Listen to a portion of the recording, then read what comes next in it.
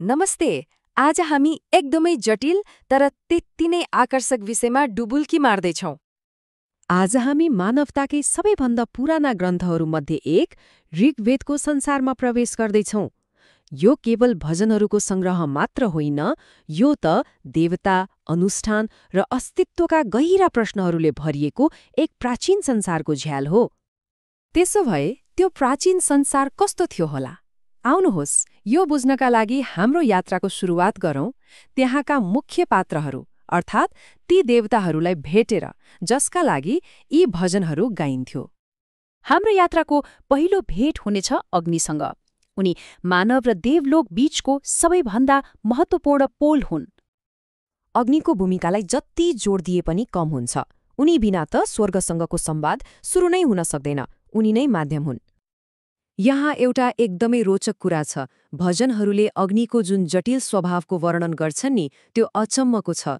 उनी एकैसाथ देवताहरूका पिता पनि हुन् अनि पुत्र पनि, र हामी जस्ता मरणशीलहरूका बीचमा उनी एक्लै अमर छन्।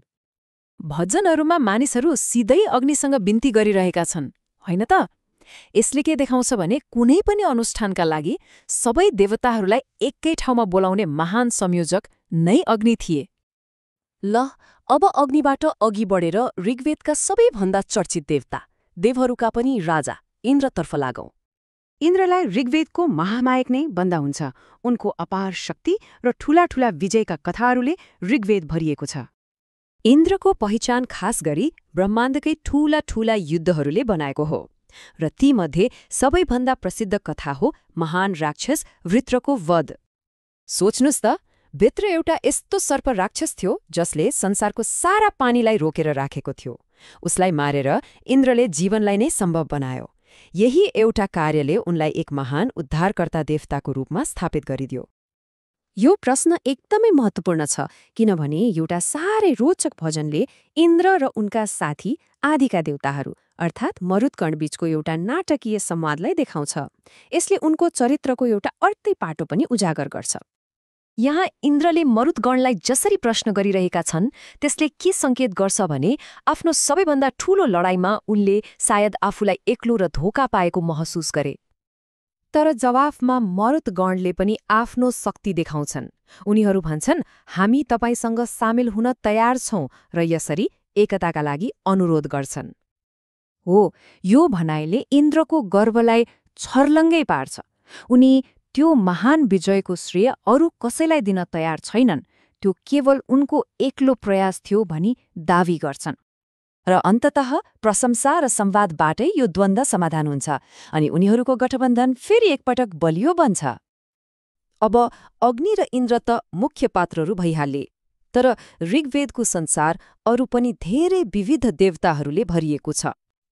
यो तालिकामा हेरौँ त, यहाँ 3 अन्य महत्त्वपूर्ण पात्रहरूको विशेष भूमिकाबारे छोटकरीमा देखाइएको छ, जस्तै दिव्य चिकित्सक अश्विनी कुमार, आँधीका देवता मरुत र बिहानीकी देवी उषा। यी वचनहरू केवल खाली प्रशंसा मात्र होइनन्। यिनीहरूले त मानवीय मामलाहरूमा कसरी दैवी हस्तक्षेप हुन्थ्यो भन्ने कथाहरू पनि सुनाउँछन्।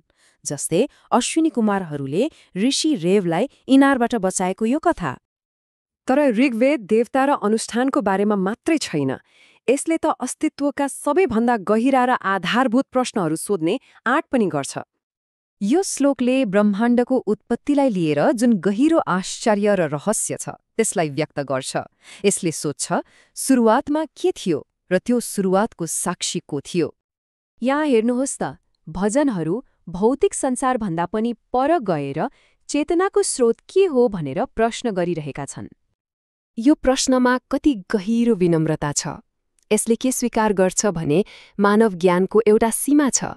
हामी सबै कुरा जान्दैनौँ। यो भनाइले त झन् यो प्राचीन दार्शनिक खोजको जटिल र लगभग विरोधाभासी स्वभावलाई स्पष्ट पार्छ, होइन त?